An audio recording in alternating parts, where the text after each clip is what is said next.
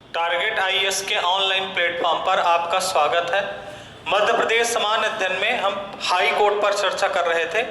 पिछली क्लास में हमने मध्य प्रदेश के हाई कोर्ट के जो मुख्य न्यायाधीश थे उनकी चर्चा किए थे। ठीक है, आज की क्लास में हम क्या करेंगे, जो अधीनस्थ न्यायालय हैं जिनको हम सब ऑर्डिनेट कोर्ट्स कहते हैं उनके बारे में चर्चा करेंगे। देखिए, शुरुआत में हमने आपको बताया था कि जो हमारे देश में न्याय व्यवस्था बनाई गई है उसको अलग अलग स्तर पर बांटा गया है।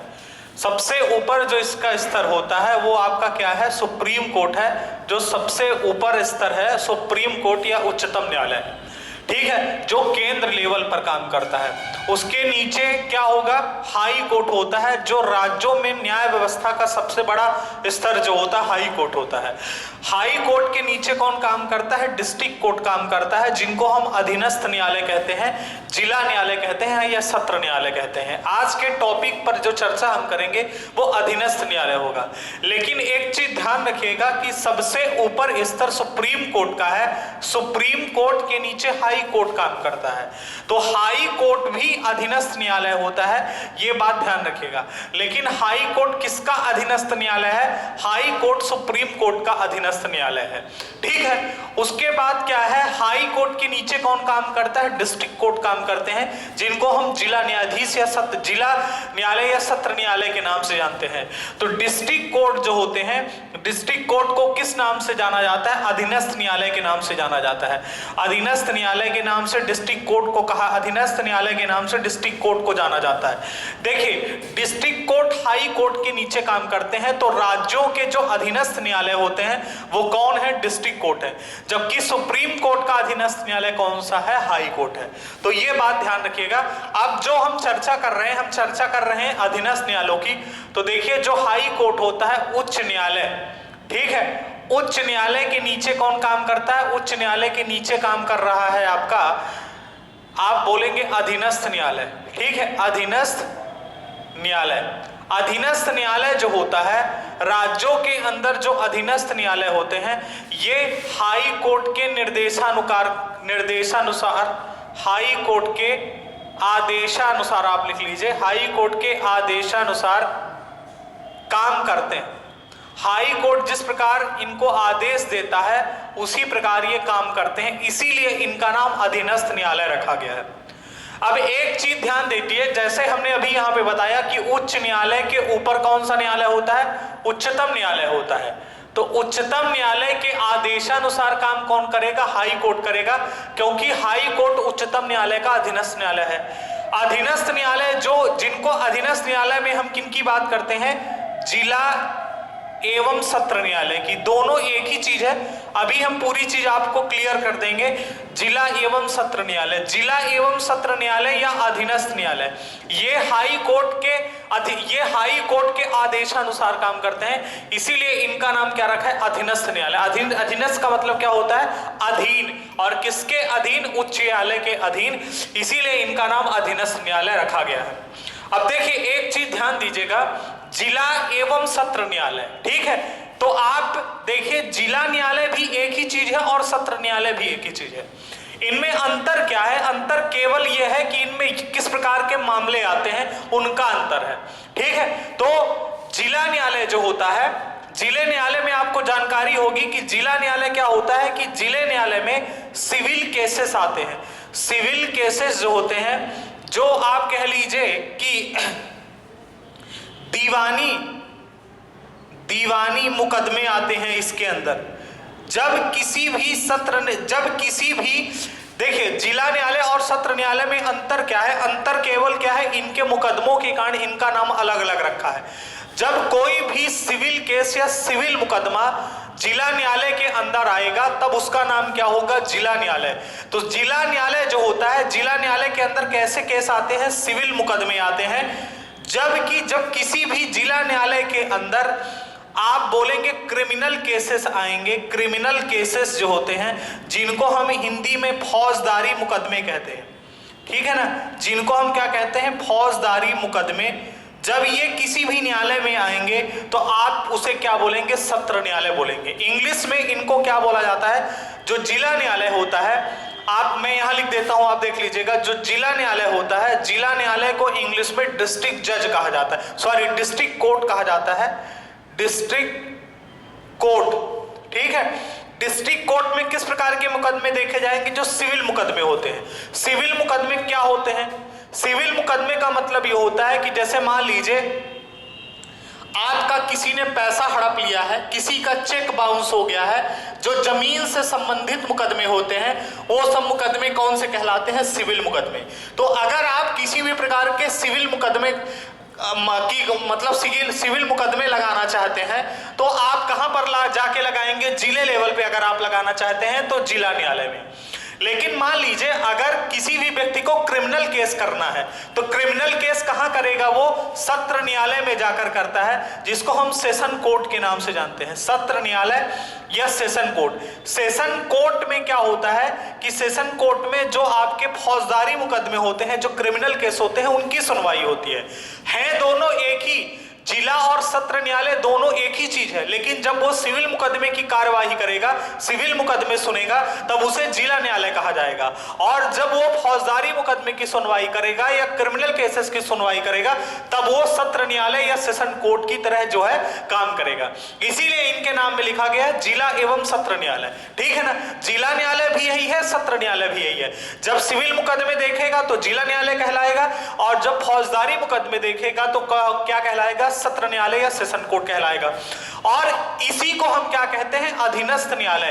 क्योंकि जिला एवं सत्र न्यायालय अधीनस्थ न्यायालय कहलाते हैं, क्योंकि ये हाई कोर्ट के नीचे काम करते हैं। ठीक है, तो ये चीज आपको ध्यान रखनी है। इनमें अंतर हमें पता होना चाहिए कि जिला न्यायालय और सत्र न्यायालय में क्या अंतर है। केवल मुकदमे का अंतर है, इसलिए नाम इसका जिला न्यायालय पड़ा और इसका नाम सत्र न्यायालय पड़ा। अब देखिए, जिला न्यायालय और जो सत्र न्यायालय होता है, इसका जो सबसे बड़ा अधिकारी होता है वो जिला न्यायाधीश होता है। ठीक है, तो वही जिला न्यायाधीश क्या है? जिला न्यायाधीश जब सिविल केसेस देखेगा, जब दीवानी मुकदमे देखेगा, तो उसको जिला न्यायाधीश कहा जाएगा। और जब वही वकील क्या करेगा? जब वही जो है आपका क्रिमिनल केसेस देखेगा या क्रिमिनल केस की सुनवाई करेगा, तब उसे क्या कहा जाएगा? सत्र न्यायाधीश कहा जाएगा। तो इनके नाम में अंतर होने के कारण, इनके काम में अंतर होने के कारण इनको अलग अलग नाम से भी कहा जाता है। यहीं पर नीचे लिख देता हूं मैं, या आपको मिटा के लिख देता हूं क्योंकि नीचे फिर नहीं आएगा। देखिए,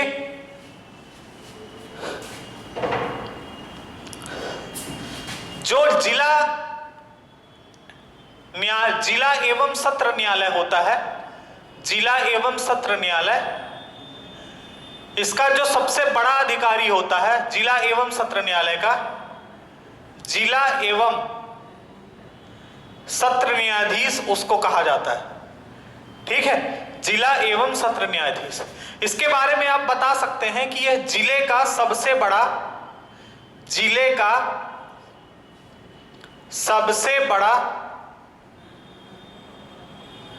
न्यायिक अधिकारी होता है। जिले का सबसे बड़ा न्यायिक अधिकारी है ये। पहला पॉइंट आप इसमें ये बताएंगे। और दूसरा पॉइंट ये बताएंगे कि जिला एवं सत्र न्यायालय के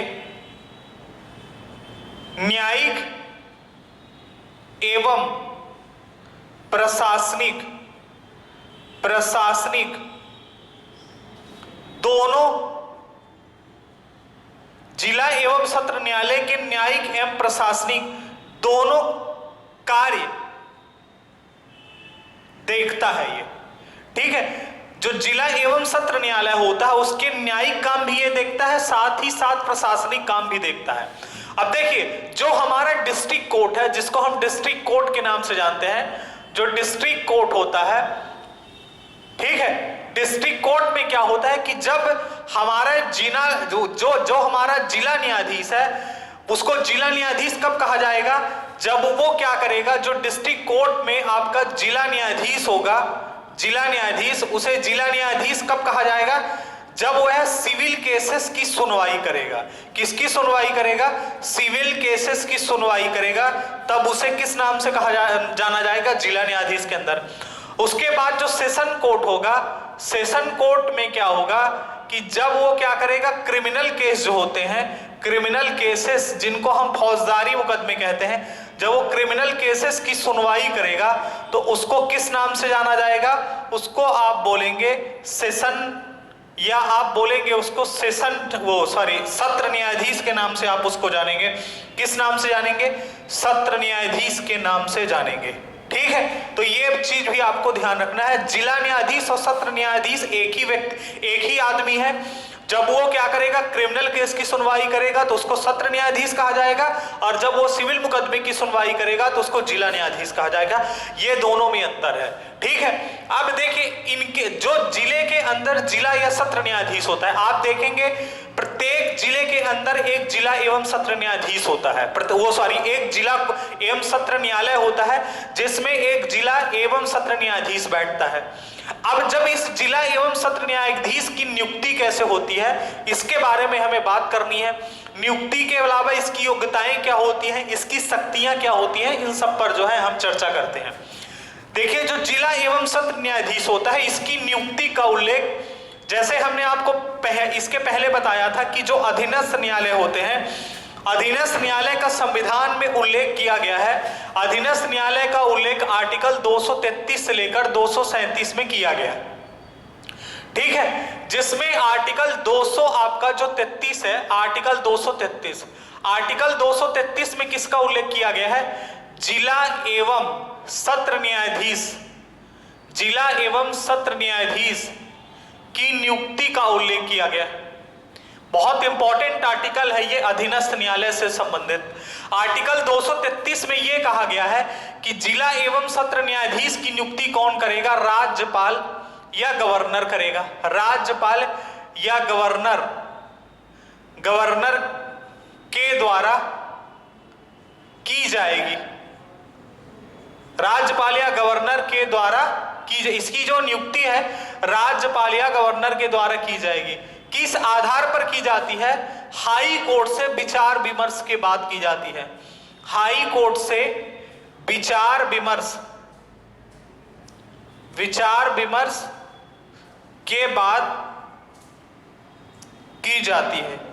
ठीक है, आर्टिकल 233 में जिला एवं सत्र न्यायाधीश की नियुक्ति का उल्लेख किया गया है, जिसमें यह कहा गया है कि जिला एवं सत्र न्यायाधीश की नियुक्ति राज्यपाल के द्वारा की जाएगी, लेकिन हाई कोर्ट से विचार विमर्श करने के बाद इसकी नियुक्ति की जाएगी। ठीक है, उसके अलावा जो है जिला एवं सत्र न्यायाधीश की नियुक्ति तो राज्यपाल के द्वारा की जाएगी हाई कोर्ट से विचार विमर्श करने के बाद, लेकिन इसके लिए योग्यताएं कौन कौन सी रखी गई हैं, ये बात भी ध्यान देना है। देखिए, अगर योग्यताओं की बात की जाए तो सबसे पहली योग्यता यही है कि भारत का नागरिक होना चाहिए। ठीक है, पहली योग्यता क्या होनी चाहिए, भारत का नागरिक हो। ठीक है, दूसरी योग्यता जो सबसे इंपॉर्टेंट योग्यता है कि कम से कम 7 वर्षों तक, कम से कम 7 वर्षों तक किसी न्यायालय में अधिवक्ता के रूप में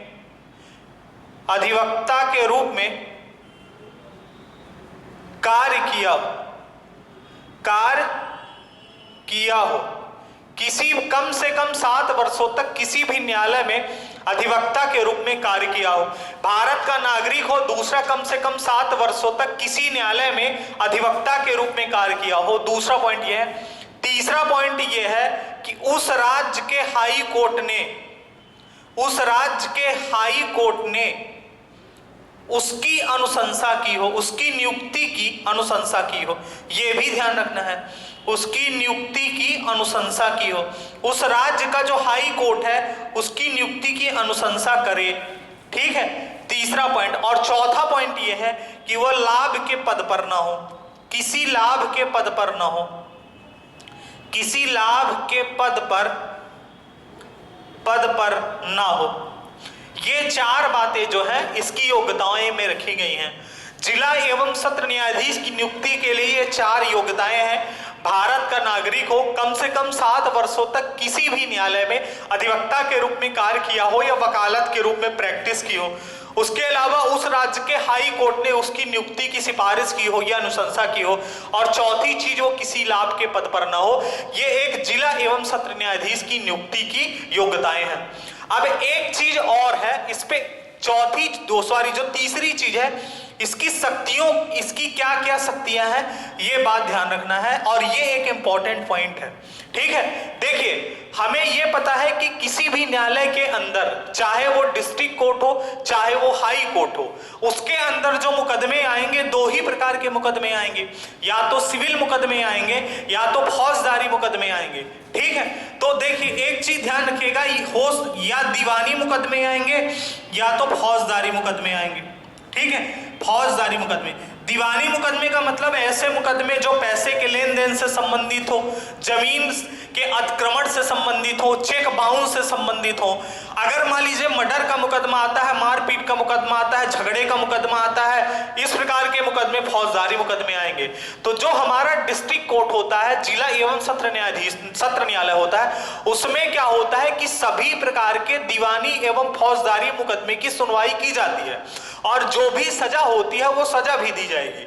ठीक है, अगर मान लीजिए आप जिला एवं सत्र न्यायालय के जो फैसला दिया गया है उससे अगर आप संतुष्ट नहीं है तो आप हाई कोर्ट में जाकर उसके खिलाफ जो है फिर से मुकदमा आप लड़ सकते हैं।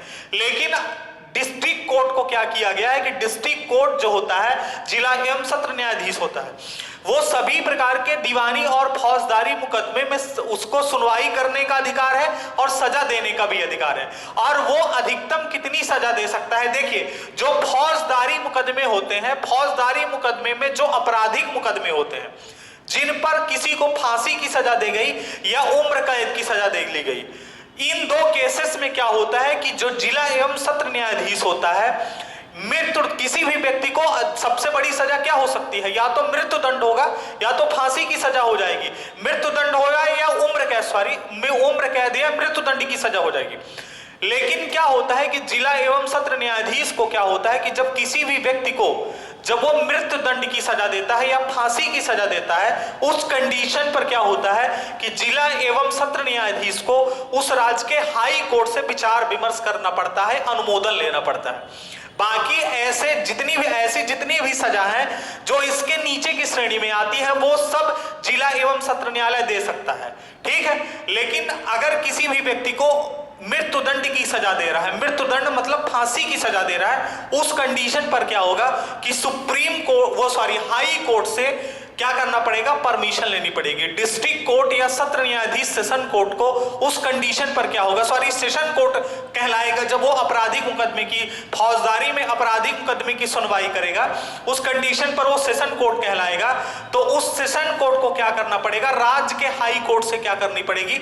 अनुमोदन करना पड़ेगा या विचार विमर्श करना पड़ेगा जब वो किसी भी व्यक्ति को मृत्युदंड की सजा देगा। ठीक है, तो इसकी शक्तियां हैं, सेम उसी प्रकार की शक्तियां हैं जैसी शक्तियां हाई कोर्ट के पास है कि वो सिविल मुकदमे और फौजदारी मुकदमे दोनों पर सुनवाई कर सकता है और सजा दे सकता है।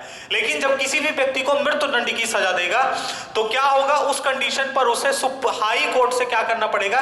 विचार विमर्श या अनुमोदन करना पड़ेगा। ये इसकी शक्तियां हैं। तो आर्टिकल 233 एक इंपॉर्टेंट आर्टिकल है, आपको ध्यान रखना है कि जिला एवं सत्र न्यायालय की, ये क्वेश्चन पेपर में पूछा जा चुका है कि जिला एवं सत्र न्यायाधीश की नियुक्ति कौन करता है? तो राज्यपाल करता है, हाई कोर्ट के विचार विमर्श करने के बाद करता है। ये चीज आपको ध्यान रखना है।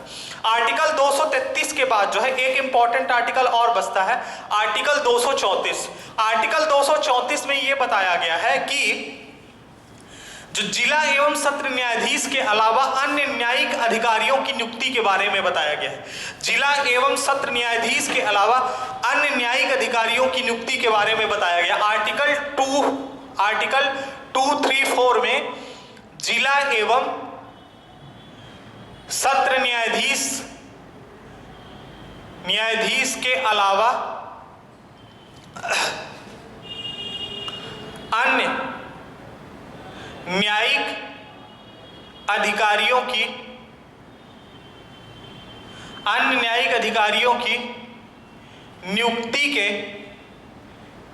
नियुक्ति के बारे में उल्लेख किया गया। जिला एवं सत्र न्यायाधीश के अलावा देखिए, एक जिला एवं सत्र न्यायालय के अंदर केवल एक एक जिला एवं सत्र न्यायालय के अंदर एक जिला एवं सत्र न्यायाधीश नहीं रहता है, उसके अलावा भी बहुत सारे न्यायिक अधिकारी रहते हैं।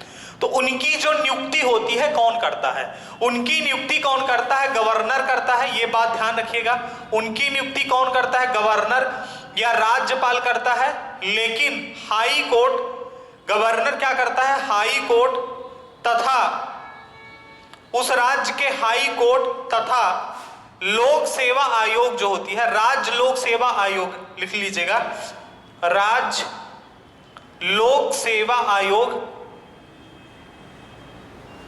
से विचार विमर्श करने के बाद करता है। ठीक है। जिला एवं सत्र न्यायालय के अलावा अन्य न्यायिक अधिकारियों की नियुक्ति राज्यपाल करता है और हाई कोर्ट तथा राज्य लोक सेवा आयोग से विचार विमर्श करके उनकी नियुक्ति करता है। यह आर्टिकल 234 में बताया गया। उसके बाद एक आर्टिकल और है, अगर आपको बताएं, आर्टिकल 235। देखिए आर्टिकल 235 में यह कहा गया है कि जिला न्यायालय, जिला एवं सत्र न्यायालय तथा उसके अधीन आने वाले न्यायालय के अधिकारियों की जो सेवा पद शर्तें होती हैं वो क्या होंगी? अधीनस्थ न्यायालय, इसको जो बोला गया आर्टिकल 235 को, इस आर्टिकल का नाम क्या है? अधीनस्थ न्यायालयों पर नियंत्रण। अधीनस्थ न्यायालयों पर नियंत्रण, ये आर्टिकल 235 है। एक चीज ध्यान दीजिएगा, हमने आपको आर्टिकल 227 बताया था। आर्टिकल 227 में हमने ये बताया था कि हाई कोर्ट को अधीनस्थ न्यायालयों पर अधीक्षण का या सुपरविजन का राइट है, अधिकार दिया गया है।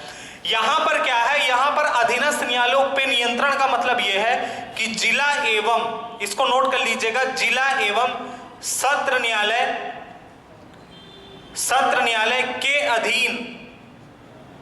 अधीन आने वाले सभी न्यायालयों के अधिकारियों की, सभी न्यायालयों के अधिकारियों की सेवा शर्तें, ये बात ध्यान रखिएगा, सेवा शर्तें उच्च न्यायालय द्वारा निर्धारित की जाती हैं। उच्च न्यायालय द्वारा निर्धारित की जाती है। सेवा शर्तों का मतलब क्या होता है? सेवा शर्तों का मतलब यह होता है कि इनकी नियुक्ति, इनकी प्रमोशन, इनकी छुट्टी, ये सब कौन निर्धारित करता है? उच्च न्यायालय निर्धारित करता है। आर्टिकल 227 में सुपरविजन का पावर दिया गया है अधीनस्थ न्यायालयों पर हाई कोर्ट का, कि हाई कोर्ट अधीनस्थ न्यायालयों पर सुपरविजन कर सकता है। आर्टिकल 235 में यह कहा गया है कि अधीनस्थ न्यायालयों पर नियंत्रण का उल्लेख किया गया है। अधीनस्थ न्यायालयों का मतलब यह होता है कि अधीनस्थ न्यायालय के अधीन जितने भी न्यायालय आते हैं उन पर आने वाले सभी अधिकारियों की सेवा शर्तें जो होती हैं वो हाई कोर्ट द्वारा निर्धारित की जाती हैं। सेवा शर्तों का मतलब यह है कि उनकी नियुक्ति, उनका प्रमोशन तथा उनको जो छुट्टी दी जाती है वो सब हाई कोर्ट द्वारा निर्धारित की जाएंगी समय समय पर। यह आर्टिकल 235 है। तो अधीनस्थ न्यायालयों से संबंधित में आर्टिकल 233, 234 और 235। आर्टिकल 235 इंपॉर्टेंट नहीं है, 234 और 233 ये आर्टिकल 2 इंपॉर्टेंट है। ठीक है। अब एक चीज ध्यान दीजिए कि जैसे हमारे राज्य के अंदर पर हाई कोर्ट है, जिले के अंदर डिस्ट्रिक्ट कोर्ट है, और हमें यह भी पता है कि हमारे देश में जो कानून, जो न्याय व्यवस्था है, न्याय व्यवस्था थोड़ा सा ढीली है। ढीली का मतलब यह है कि हमारे देश में लगभग 300 करोड़ मुकदमे अभी भी, 3 करोड़ मुकदमे जो है अभी भी पेंडिंग में है। इसका कारण क्या है? इसका कारण यह है कि पहली चीज देश के अंदर न्यायालयों की कमी है। दूसरी चीज न्यायालयों में न्यायाधीशों की कमी है, क्योंकि न्यायाधीश की कमी होने के कारण मुकदमे जो है पेंडिंग पड़े हुए हैं। 2 साल, 4 साल, 6 साल, 10 साल वाले मुकदमे भी पेंडिंग पड़े हैं, उनकी सुनवाई नहीं हो पा रही है। तो कहीं ना कहीं से न्यायालयों की भी कमी है और उन पर न्यायाधीशों की भी कमी है। इसलिए क्या किया गया है, देखिए अगर क्या होगा कि हर एक जिले के अंदर, अगर जिला और सत्र न्यायालय के अंदर ही अगर किसी छोटे मोटे केस को लेकर लोग न्यायालय के अंदर पहुंच जाएंगे, जैसे मान लीजिए किसी ने थप्पड़ मार दिया, अब अगर इस केस को लेकर जिला और सत्र न्यायालय में आप पहुंच जाएंगे तो वैसे भी इतने सारे मुकदमे पेंडिंग रहते हैं, तो इन मुकदमों की अगर जो है वहां पर सुनवाई होने लगेगी तो जो न्यायालय है उसका समय जाया होगा, समय वेस्ट होगा। इसलिए क्या किया गया है कि जो जिला एवं सत्र न्यायालय होते हैं इनके नीचे भी कुछ न्यायालय बना दिए गए हैं जो जिला एवं सत्र न्यायालय के अधीन आते हैं। तो क्या किया गया कि जो छोटे मोटे केस होते हैं उन छोटे मोटे केस को वहां पर क्या है सुना जाता है। आप ऐसे केसेस के लिए उन न्यायालयों में जा सकते हैं, ठीक है। तो उसको किस प्रकार से बनाया गया है उस पर थोड़ा सा देख लेते हैं। देखिए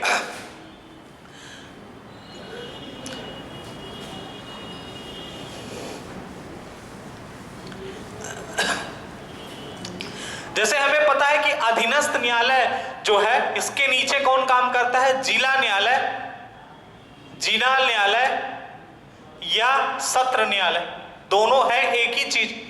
अब देखिए जिला न्यायालय जो होता है, जिला न्यायालय किस प्रकार के मुकदमों की सुनवाई करता है, सिविल मुकदमे, और सत्र न्यायालय किस प्रकार के मुकदमों की सुनवाई करता है, ये सत्र न्यायालय जो होता है फौजदारी मुकदमे की सुनवाई करता है। तो जो जिला न्यायालय होता है, जो डिस्ट्रिक्ट कोर्ट है, इसमें क्या कर दिया जाता है कि इसके नीचे अधीनस्थ न्यायाधीश का न्यायालय बना दिया जाता है। अधीनस्थ न्यायाधीश का न्यायालय, इसके नीचे बना दिया जाता है मुंसिफ न्यायालय, मुंसिफ न्यायालय। इसी प्रकार सत्र न्यायालय में क्या होता है कि जो सेशन कोर्ट होते हैं, सेशन कोर्ट में इसके नीचे मुख्य न्यायिक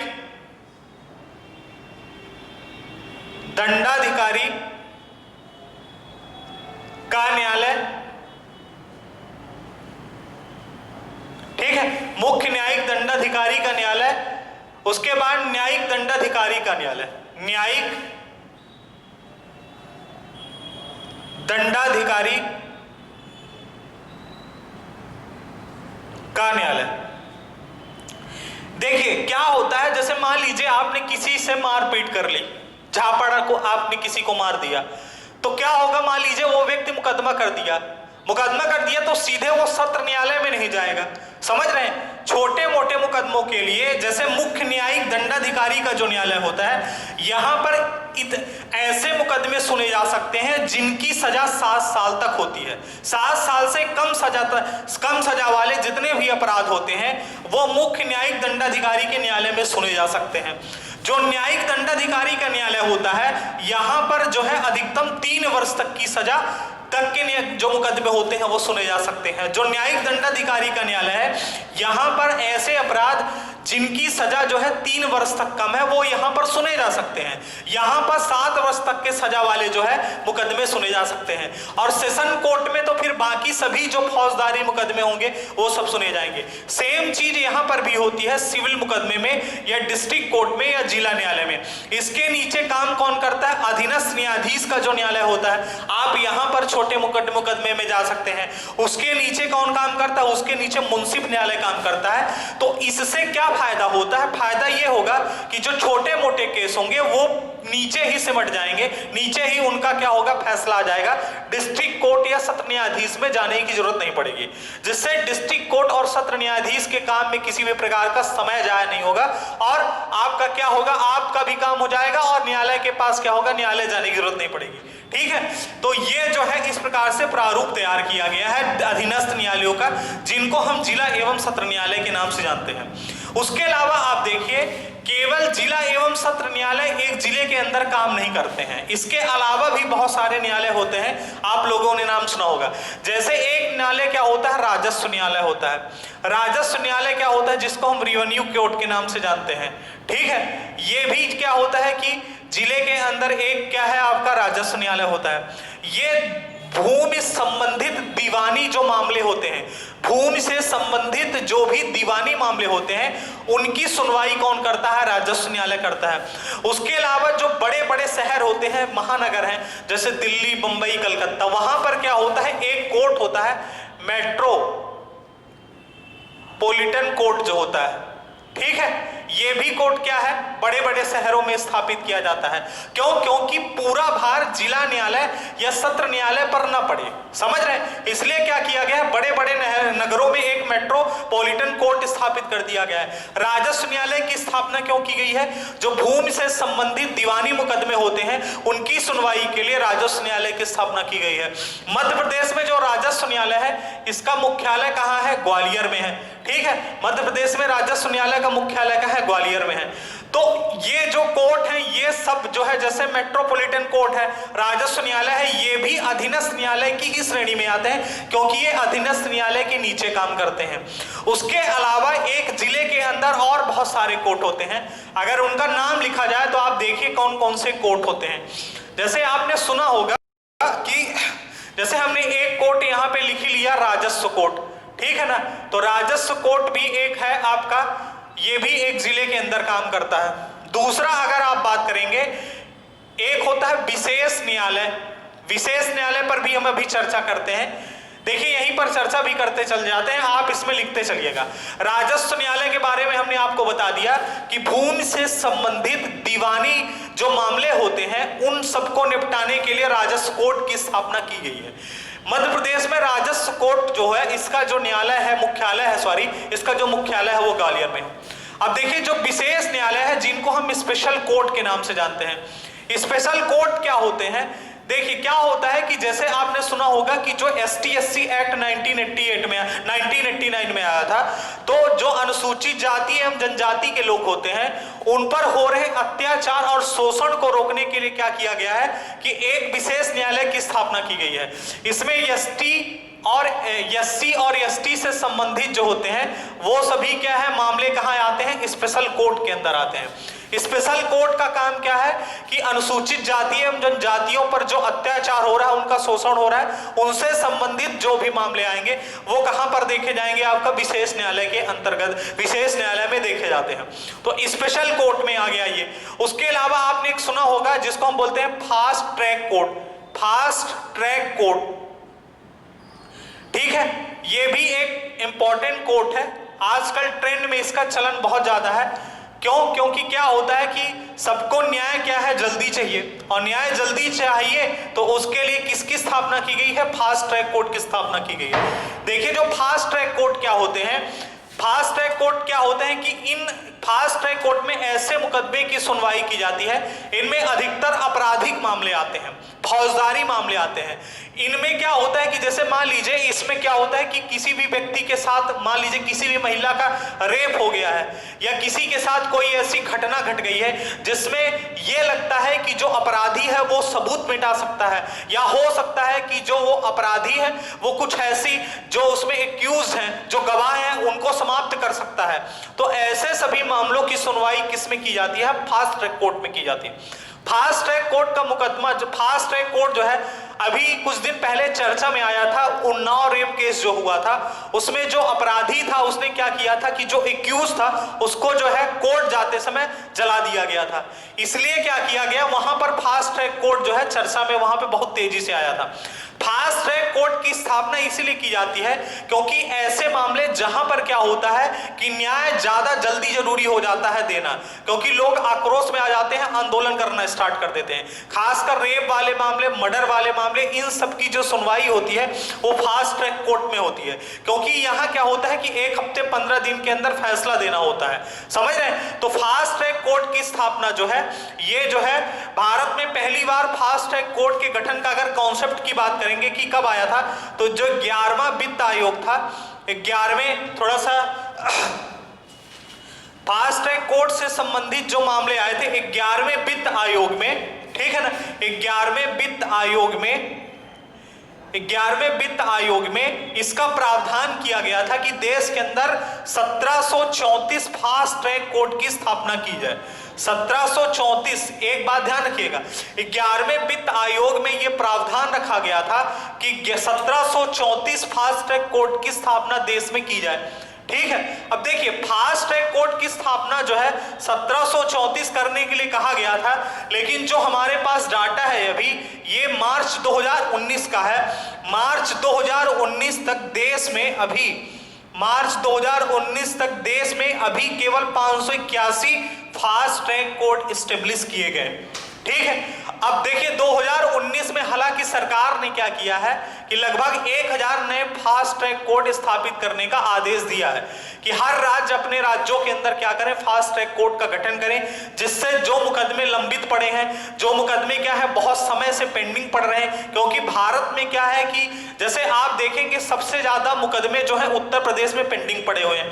उत्तर प्रदेश में सबसे ज्यादा देश में जो मुकदमे लंबित है वो उत्तर प्रदेश में है, और लगभग हर राज्य में इसी प्रकार की कंडीशन है कि मुकदमे जो है लगातार सालों साल जो है चल रहे हैं, उनका कोई फैसला नहीं आ रहा है। तो इसीलिए फास्ट ट्रैक कोर्ट के गठन का कॉन्सेप्ट आया कि फास्ट ट्रैक कोर्ट का गठन करके लंबित पड़े मुकदमों का निराकरण जो है जल्दी से जल्दी किया जाए। अगर मध्य प्रदेश में बात की जाए तो मध्य प्रदेश में फास्ट ट्रैक कोर्ट का गठन जो है 1 अप्रैल 2001 को किया गया। मध्य प्रदेश में फास्ट ट्रैक कोर्ट का गठन 1 अप्रैल 2001 को किया गया। 1 अप्रैल 2001 को किया गया। वर्तमान समय में मध्य प्रदेश में 85 फास्ट ट्रैक कोर्ट हैं, ये ध्यान रखिएगा। मध्य प्रदेश में वर्तमान समय में 85 फास्ट ट्रैक कोर्ट हैं। इसका मध्य प्रदेश में फास्ट ट्रैक कोर्ट का गठन 1 अप्रैल 2001 को जो 11वें वित्त आयोग के तहत किया गया था, उसमें कहा गया था कि देश के अंदर 1734 फास्ट ट्रैक कोर्ट का गठन किया जाए। तो ये चीज भी आपको ध्यान रखना है। उसके अलावा कुछ और न्यायालय होते हैं जिले के अंदर जो काम करते हैं। आपने सुना होगा एक न्यायालय कुटुंब एवं परिवार न्यायालय। ठीक है, एक श्रम न्यायालय होता है। पहले श्रम न्यायालय को लिख लेते हैं।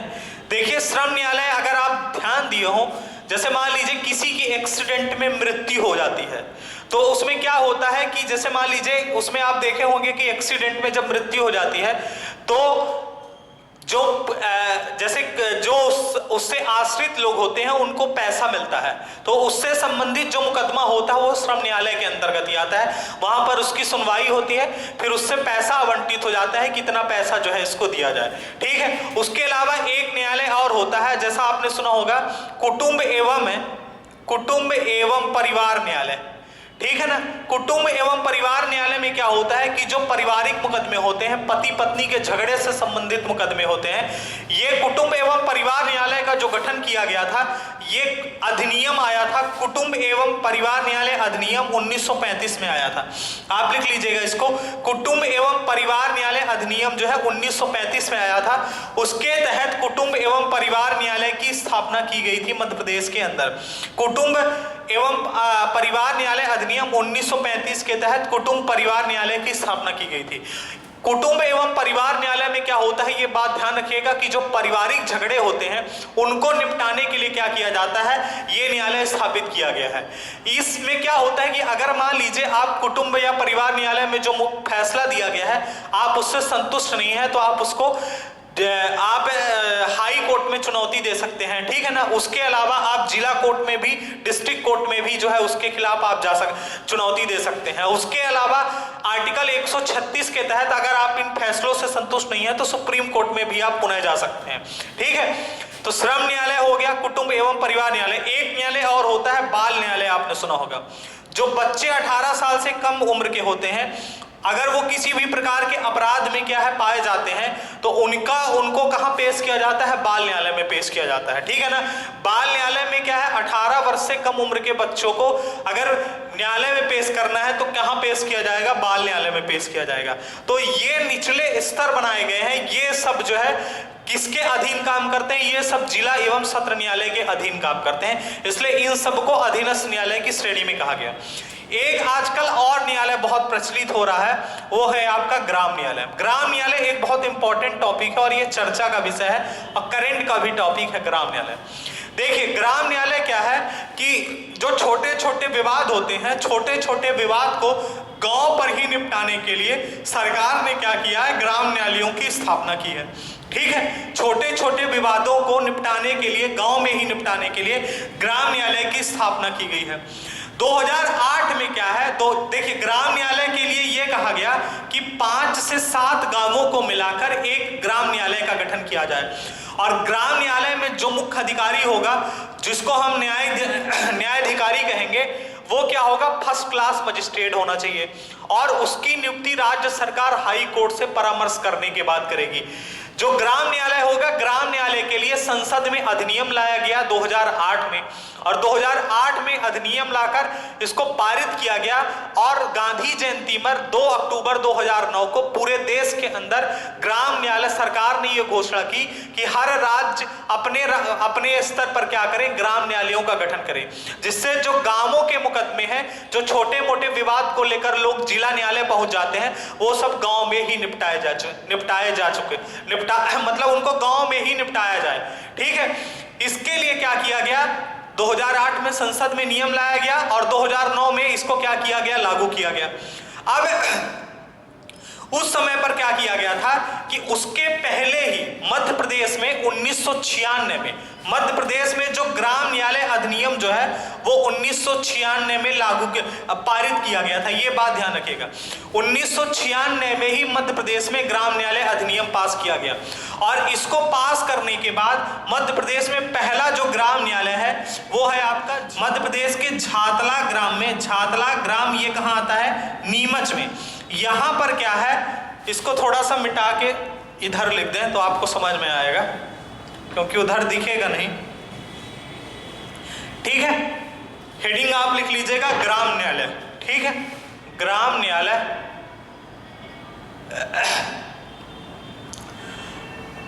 इसके बारे में सबसे पहला पॉइंट आप ये बताएंगे, आप लिख लीजिएगा, मैं बोल रहा हूं, ठीक है ना, बहुत सारी चीजें इस पे लिख नहीं पाएंगे। लिखिएगा छोटे छोटे विवादों को गांव में ही निपटाने के लिए, छोटे छोटे विवादों को गांव में निपटाने के लिए ग्राम न्यायालयों की स्थापना या ग्राम न्यायालयों का गठन किया गया है। 5 से 7 गांवों को मिलाकर एक ग्राम न्यायालय का गठन किया जाए। 5 से 7 गांवों को मिलाकर एक ग्राम न्यायालय का गठन किया जाए। मध्य प्रदेश में 1996 में ग्राम न्यायालय अधिनियम पास हुआ था। ग्राम न्यायालय अधिनियम कब पास हुआ था, ग्राम न्यायालय अधिनियम 1996 में पास हुआ था, जिसके तहत मध्य प्रदेश में क्या किया गया था कि मध्य प्रदेश की प्रथम ग्राम न्यायालय जो है, जो मध्य प्रदेश द्वारा स्थापित की गई थी, प्रथम ग्राम न्यायालय जो मध्य प्रदेश द्वारा स्थापित की गई थी, वो कौन सी थी, आपकी झातला ग्राम नीमच में स्थापित की गई थी। ठीक है ना, ये क्वेश्चन पेपर में आ चुका है। मध्य प्रदेश की प्रथम ग्राम न्यायालय कौन थी, झातला ग्राम जो है, झातला ग्राम में ग्राम न्यायालय स्थापित किया गया था नीमच में, और ये 26 जनवरी 2001 को स्थापित की गई। कब स्थापित की गई थी, 26 जनवरी 2001 को। ये चीज आप ध्यान रखिएगा। ठीक है, मध्य प्रदेश में ग्राम न्यायालय अधिनियम 1996 में आया, जिसके तहत मध्य प्रदेश में प्रथम ग्राम न्यायालय स्थापित की गई, झातला ग्राम नीमच में स्थापित की गई, और 26 जनवरी 2001 को स्थापित की गई। अब देखिए उसके बाद क्या किया गया कि संसद में कानून लाया गया, नोट कर लीजिएगा। 2008 में संसद में ग्राम न्यायालय अधिनियम पास किया गया, ग्राम न्यायालय अधिनियम पास किया गया, और 2 अक्टूबर 2009 को पूरे देश में ग्राम न्यायालय स्थापित करने का आदेश दिया गया। ठीक है ना, पूरे देश के अंदर जो है ग्राम न्यायालय स्थापित करने का आदेश दिया गया। एक क्वेश्चन और इससे पूछा जाता है मध्य प्रदेश से रिलेटेड, भारत सरकार द्वारा मध्य प्रदेश में स्थापित प्रथम ग्राम न्यायालय बैरसिया भोपाल में 2009 में स्थापित की गई? ये भी चीज आपसे पूछी जाती है, स्थापित की गई। अगर क्वेश्चन ये पूछा जाता है कि मध्य प्रदेश सरकार द्वारा कब स्थापित की गई, तो 26 जनवरी 2000 को छातला ग्राम नीमच में स्थापित की गई। अगर भारत सरकार द्वारा पूछा जाए तो भोपाल के बैरसिया ग्राम में क्या किया गया, 2009 में भारत सरकार द्वारा स्थापित की गई। अब एक चीज ध्यान रखिएगा, जो 12वीं पंचवर्षीय योजना थी, 12वीं पंचवर्षीय योजना में कि ये टारगेट रखा गया था कि देश में 2500 ग्राम न्यायालयों की स्थापना की जाए, देश में 25 ग्राम न्यायालय की स्थापना की जाए। लेकिन अभी तक देश के अंदर जो है, आपको बताएं, देश के अंदर अभी वर्तमान समय में केवल 208 ग्राम न्यायालय ही कार्यरत है। 208 ग्राम न्यायालय ही देश के अंदर कार्यरत है वर्तमान समय में। जबकि 12वीं पंचवर्षीय योजना में यह कहा गया था कि देश में 2500 ग्राम न्यायालयों की स्थापना की जाए, और सरकार ने इसके लिए बकायदा 500 करोड़ का बजट भी आवंटित किया था। समझ रहे हैं? लेकिन ग्राम न्यायालयों की स्थापना वर्तमान समय में ये अभी 208 ही ग्राम न्यायालय देश के अंदर काम कर रहे हैं। अब हालांकि अभी सुप्रीम कोर्ट ने कुछ दिन पहले जो है उन राज्यों को नोटिस जारी किया है जिन राज्यों ने ग्राम न्यायालयों की स्थापना नहीं की है, तो उनको ये नोटिस दिया गया है और बहुत सारे राज्यों पर चार्ज भी लगाए गए हैं सुप्रीम कोर्ट द्वारा, और केंद्र शासित प्रदेशों पर भी जहां पर ग्राम न्यायालयों की स्थापना नहीं की गई है। ठीक है, इसलिए सुप्रीम कोर्ट ने अभी 2020 में ही शुरुआत में जनवरी फरवरी महीने में क्या किया है कि उन राज्यों को नोटिस भेजा है कि ग्राम न्यायालयों की स्थापना जो है सभी राज्य अपने स्तर पर करें, जिससे जो छोटे छोटे विवाद हैं, छोटे छोटे मुकदमे हैं, उनको ग्राम स्तर पर ही निपटाया जा चुके। ठीक है, तो ये लास्ट टॉपिक था इसका, ग्राम न्यायालय। इसमें क्वेश्चन पूछा गया है पेपर में, आप ध्यान दीजिएगा, ध्यान देके नोट कर लीजिएगा कि मध्य प्रदेश में ग्राम न्यायालय अधिनियम 1996 में पारित किया गया, जिसके तहत मध्य प्रदेश में प्रथम ग्राम न्यायालय झातला ग्राम नीमच में 26 जनवरी 2001 को स्थापित की गई थी। उसके बाद इसको संसद में भारत सरकार ने 2008 में पास किया और 2 अक्टूबर 2009 को उसको पूरे देश के अंदर लागू कर दिया। पूरे देश में लागू होने के बाद भारत सरकार द्वारा मध्य प्रदेश में प्रथम ग्राम न्यायालय बैरसिया ग्राम भोपाल में स्थापित की गई है। 12वीं पंचवर्षीय योजना में 2500 ग्राम न्यायालय खोलने का प्रावधान किया गया था, लेकिन वर्तमान समय में देश में 208 ग्राम न्यायालय कार्यरत है। सुप्रीम कोर्ट ने अभी फटकार लगाई है उन राज्यों को जिन राज्यों में ग्राम न्यायालय नहीं है, और उसने सुप्रीम कोर्ट ने बहुत सारे राज्यों को चार्ज भी लगाया है, केंद्र शासित प्रदेशों को भी चार्ज लगाया है कि आप जल्द से जल्द अपने राज्यों के अंदर ग्राम न्यायालयों की स्थापना करें और वहां पर एक क्या करें, न्यायिक अधिकारी की नियुक्ति करें। राज्य सरकार हाई कोर्ट से विचार विमर्श करने के बाद उसकी नियुक्ति करे, जिससे जो छोटे मोटे विवाद हैं उनको ग्राम स्तर पर ही निपटाया जा चुके। ठीक है, तो यहां से हमारे मध्य प्रदेश का जो टॉपिक है वो क्या है, खत्म होता है। अब अगली क्लास में जो है, क्योंकि यहां से हमारा जो मध्य प्रदेश की न्यायपालिका है वो समाप्त हो जाती है, अब नेक्स्ट जो टॉपिक होगा वो होगा मध्य प्रदेश में पुलिस प्रशासन। मध्य प्रदेश में पुलिस प्रशासन चर्चा करने के बाद हम मध्य प्रदेश में पंचायती राज व्यवस्था की चर्चा करेंगे, और उसके बाद मध्य प्रदेश के प्रमुख आयोग कौन कौन से हैं उन पर चर्चा करेंगे। धन्यवाद।